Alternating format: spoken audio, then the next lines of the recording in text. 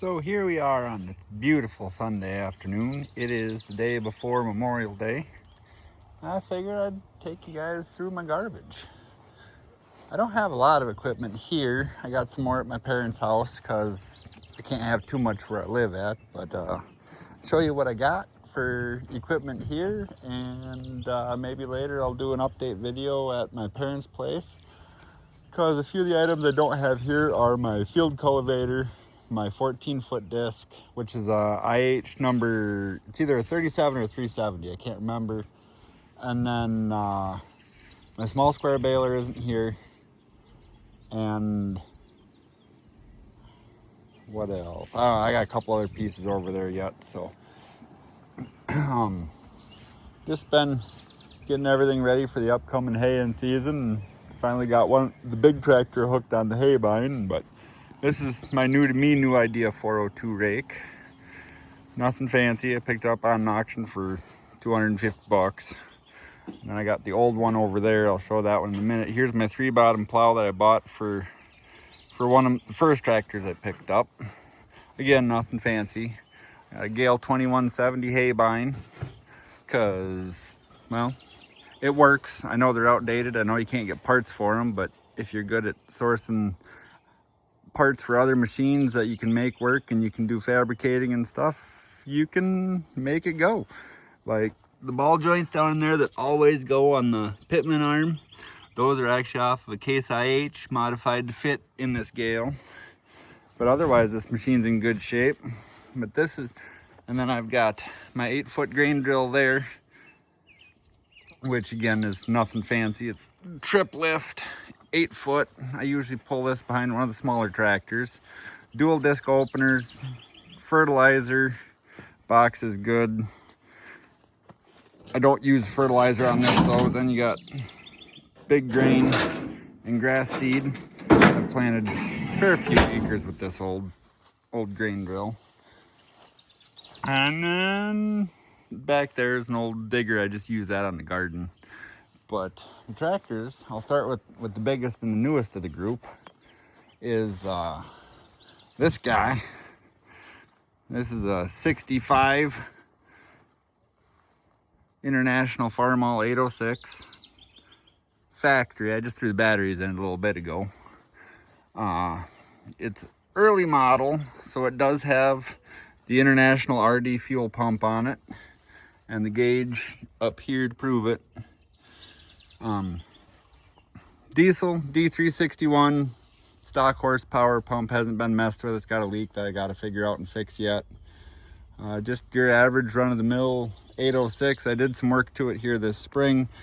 I had to replace this front bolster because someone had let too much water in the hydraulic system and that blew out right in front of the steering piston.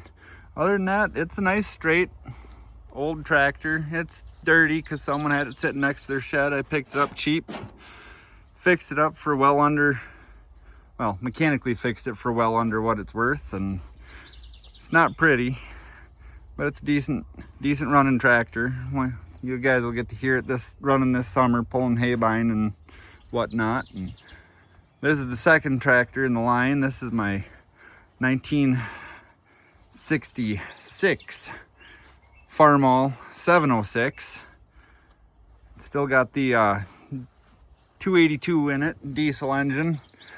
As you'll notice, it's got a big 4-inch stack on it because this one is actually making quite a bit more horsepower than the 806 due to the fact that it does have an M&W turbo kit on it.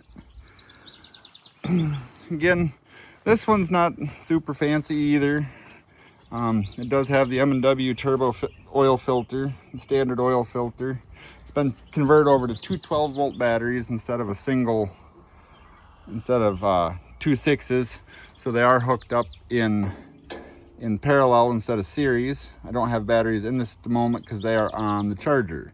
This tractor is also my pulling tractor because it is making about 250 horse, and I'm fairly competitive in 95 turbo farm with it. Still running 18-434s on the rear, but this is the interesting part. This tractor came originally as a no 3-point. It has nothing internally for the 3-point, no quadrant for it, no nothing. Down here where Your load sensing shaft and stuff would be, again, IH caps. This tractor also originally came as a no PTO, so it was a farmall, a row crop, with the big Wheatland drawbar. Got the pulling hitch on it. No PTO, no 3-point. When I bought it, someone had put this dual PTO unit on it, so it does have 540 and 1000, like most of the 06s did. It does have dual rear remotes here, but one of these remotes is going to come off and go on the 806 because that would be better to have dual remotes in the rear. The 806 also has the front cultivator remotes hooked up, so it does have dual remotes, just in a not so great spot. This was a Hinneker 1300 cab that I cut, and I got to finish doing that. I'm going to take this off the top of the fender. I'm going to twist the fender up a little bit, clean them up, make them a little taller, add lights in the front and stuff to make it look kind of like the open platform off like an 88 series IH. Then this one will get all painted up and purdied up for pulling and fun stuff like that. It does pull a round baler as well as a hay bind once in a while. I put truck tires on. I know some people are going to give me hell, but I don't have any actual farmland here at the house. So these old truck tires, despite what people think, when you're just using it for hay work and not dirt work, they wear like iron on the road. So it's kind of nice because I'm not switching out tri-ribs every year, and that gets expensive when you're talking $200-300 a tire. Next in the lineup, we'll go to the littlest guy. This is my 1953 John Deere 50. This is first model year of the tractor. I think this one's in like the first, I don't know, 2,000 or 3,000 made. It does still have its window wheels, which are getting harder and harder to find due to the fact that most guys take these off because they'd push them too hard and break them. I got a new seat coming for it. That seat just got tore up over the winter sitting here. This is just a little gas job. Factory Roll-O-Matic narrow front, but it is not a replaceable narrow front due to the fact that this is an early model. It still has the solid cast pedestal like a John Deere B would have. So I can't put a wide front on it if I wanted to. And it's gonna get interesting when I go to change the front steering bearings, because this tractor used to have a loader on it. Actually, the loader that's hiding right there used to be on this tractor. And there's no need for a loader on a tractor this small. So I'm gonna put a loader on a different tractor for moving round bales and whatnot. But this tractor runs good. I do have the clutch cover for it. It's off right now because I just adjusted the clutch. This one runs pretty good. I do need to rebuild the carb. It got some junk in it here last fall when we were moving round bales around, and I got a 7-foot sickle bar mower, so I put that on the back of an old John Deere number 5 that I pull with this. And this little guy also pulls a grain drill. And then next to it is my new idea 456 Bale King. Soft core baler, only makes 5x6 bales, but they're about 1,100 pounds a piece. Older machine, in good shape. I didn't give most of my equipment, I didn't give a ton for, but I think I paid $1,300 for this round baler a couple years ago and hasn't really given me any issues to date. A couple bearings here and there, but that's all normal with these. This tractor, when I bought it, it had a new head on it, and I didn't know why, and it never started real great. Well, I found out why, because when the head went, it scored 3 cylinders, bunch of chunks in the pistons. I got a video on YouTube about it. But engine's all fully rebuilt in this one. It runs strong. I'm probably pushing 10 to 15 psi of boost to it when I'm on the pulling track. And I opened up the pump a little bit. I had a guy who's good at it do that. And then my final tractor is over here hiding, and it is a 1955 John Deere 70 diesel. This was actually one of the first tractors I bought when I started dabbling in farming. This one did everything the first year. It cut, it raked. I had an International 990 hay bind at the time. This is an early model, well, fairly early. It's a 55 model. I took the narrow front off, put a Schwartz wide on for now, till I can find a round tube. Still has a generator. It's still a 6-volt system due to the fact that it is a pony engine.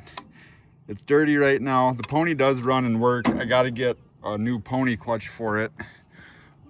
But this one was actually my grandfather's tractor. And yes, somebody painted it wrong. John Deere 70 diesel, but they painted it up as a 720. But we go down here to the tag, you can clearly see model 70. And a good way to tell for certain that it's only a model 70 is the fact that it's a single lever for the pony motor. You have your pony engagement and everything on one lever right here. So that's your decompression valve and your engagement drive for the pony to the main flywheel. The 720s came with a 2-lever system. You had a lever strictly for decompression and a lever strictly for engaging the pony to turn the big engine over. This one, again, being a 70, has a G-style shift pattern. You have reverse here, 1 and 2, 3 and 4, 5 and 6, with high and low over here on this lever, which is pretty much the same as a John Deere G. Once you got into the 720s, you had the double quadrant shift, just like the 50 has got, and I can show you that in just a second. So when I bought that tractor, the pony did not run. I got it running, got it operating, and now it has a clutch issue, and I'm waiting on pony clutch parts, but that's a winter project due to the fact that I have to tear pretty much 3/4 of the tractor down to get at it. So this is the dual quadrant shift. You have the gate in the bottom to go into your low side or high side. 50 is a little different than some of them, but I know I've been told, but I'm not sure how, because you have reverse and first here, and then you've got 2 and 4, and on the other side you have 3, 5, and 6. But like I said, I know it's a little different than some of them, but I can't remember all the differences in the shift patterns and stuff, meaning what transmission you got and everything else. But this is a good running little tractor, easy on fuel. This one usually gets hooked on the hay rake and does a lot of the small jobs like that. Like I said, this one also gets hooked on that 8-foot grain drill, because I can run this thing for 4 or 5 days on a tank of fuel. It just doesn't use anything for fuel. Neither does the 70. The 706 seems like it sips. I know the 8 drinks, but those are my tractors and a little bit of equipment I have here. Like I said, I'm hoping to get some videos up this season of having this guy on the track, because this one does go out on the pulling track in, like I said, 95 turbo farm. Most of the time I'm up against like 966s and stuff like that. There's a couple guys that pull 966s that don't even have a turbo on them, but they can't get it down to 9,000. So that's why I put this guy in that class. I have pulled it in, when I first got it, it had the full Hinneker cab on it, and it had full fluid. No, it still got full fluid in the tires, but I had the full Hinneker cab, and I had to pull in 13.5 because I weighed 12.7. And then I cut the top half the cab, pulled all the glass and everything, still with the fluid-filled tires. I got it down into 10.5. Well, a lot of places have cut 10, around here anyway, in western Wisconsin, have cut 10.5 out and went to just running a straight 11,000 pound class. Due to the guys running 66 series tractors getting way too hot, so they kind of made a class just for them. It's above 10.5, below 12.5.